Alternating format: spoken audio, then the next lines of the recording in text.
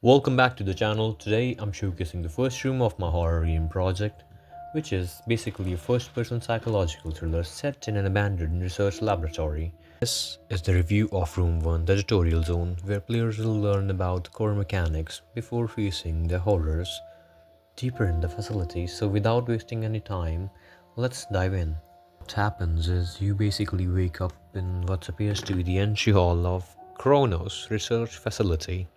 Immediately, something feels wrong. The lights are dim, flickering with sticky yellow-green glow. That tells you the power grid is falling. Emergency red lightning casts ominous shadows on the walls. Bloodstains mark the floor, not fresh, but dried and dark. Papers are scattered everywhere, signs of a hurried evacuation. Coffee mugs sit abandoned on the workstations, their contents long cold. Whatever happened there, people left in panic. The room still has its research equipment, computer terminals still flickering with those error messages, metal cabinets and industrial pipes running overhead. This was a working laboratory until very recently, but the researchers, they're gone, and you are all alone.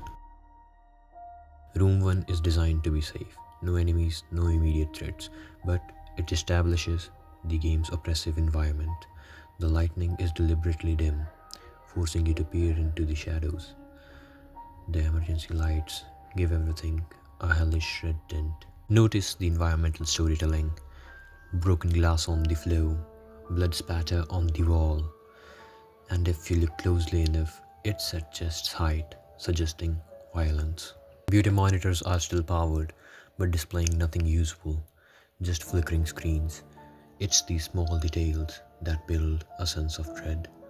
Something catastrophic happened there, and you are walking into the aftermath. Even the architecture here feels hostile. Low ceilings, exposed pipes, constant hum of failing electrical systems. This isn't a place designed for comfort.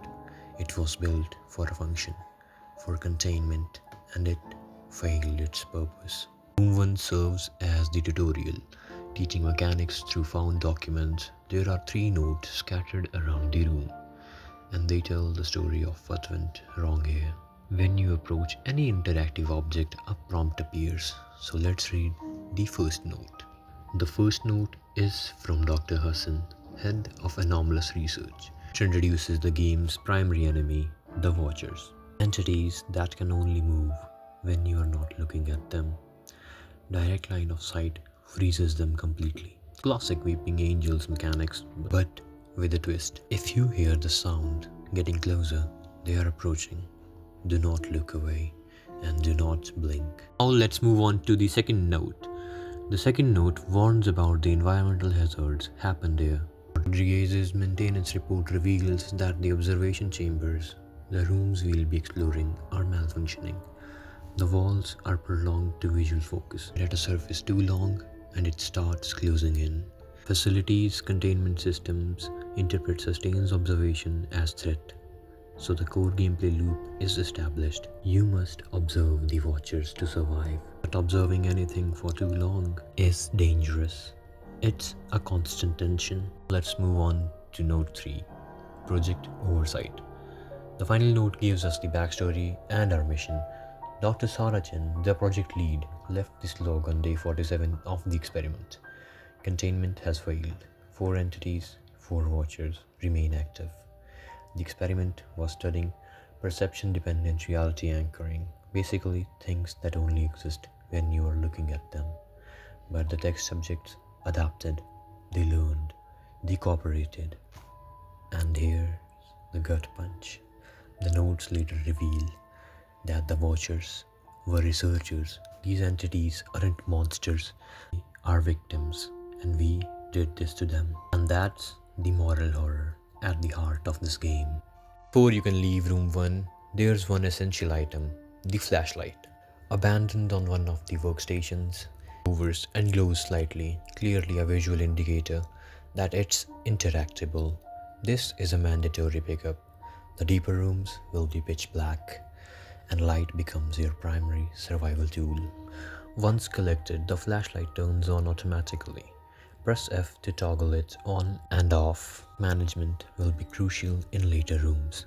The flashlight drains battery when active, and in darkness, your light beam is the only thing that can freeze the watchers. If you keep it on for too long, you will be plunged into total darkness.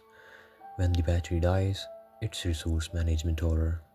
Every second of light is precious. This well-lit tutorial room, you can see how oppressive darkness becomes. Imagine this room with no ceiling lights, just flashlight beam and distant growl of something approaching from the shadows. Let me show it to you. Once you have read the notes and grabbed the flashlight, it's time to leave. The exit door glows with an eerie cyan light, the only source of color in this grey blood-stained room. It's almost inviting. Almost. The room represents forward progress, but also commitment. Once you leave room 1's relative safety, there is no coming back. The game is structured as a roguelike. It takes you through procedurally selected rooms, escalating in difficulty. You either reach the emergency exit at the deepest level or die and restart. Room 1 has taught you rules. Observe the watchers to freeze them, but don't stare at anything too long. Manage your flashlight battery. Read the environment for clues. And remember, the entities hunting you were once human. They were researchers, just like Dr. Hassan, just like Dr. Chen. The facility did this to them. One last look at safety, because room 2, that's where watchers wake up. And that was room 1, the calm before the storm. This tutorial zone establishes the atmosphere, teaches the mechanics through environmental storytelling, and sets you up for the moral horror that drives the narrative. It's safe, but deeply unsettling. You know something terrible is coming. The vlog, I'll be showcasing room 2, the research wing, where you'll face your first watcher encounter. It spawns right behind you, and if you look at it for 5 seconds straight, it vanishes. But where does it go? And what happens when the walls start closing in? If you enjoyed this breakdown, hit that like button and subscribe for more horror game content. Drop a comment if you have any questions or want some specific features in the future rooms. And for anyone wondering, I'm building this in Godot 4 as a solo developer, so your feedback helps to shape the project. Thanks for watching, and whatever you do, do not blink.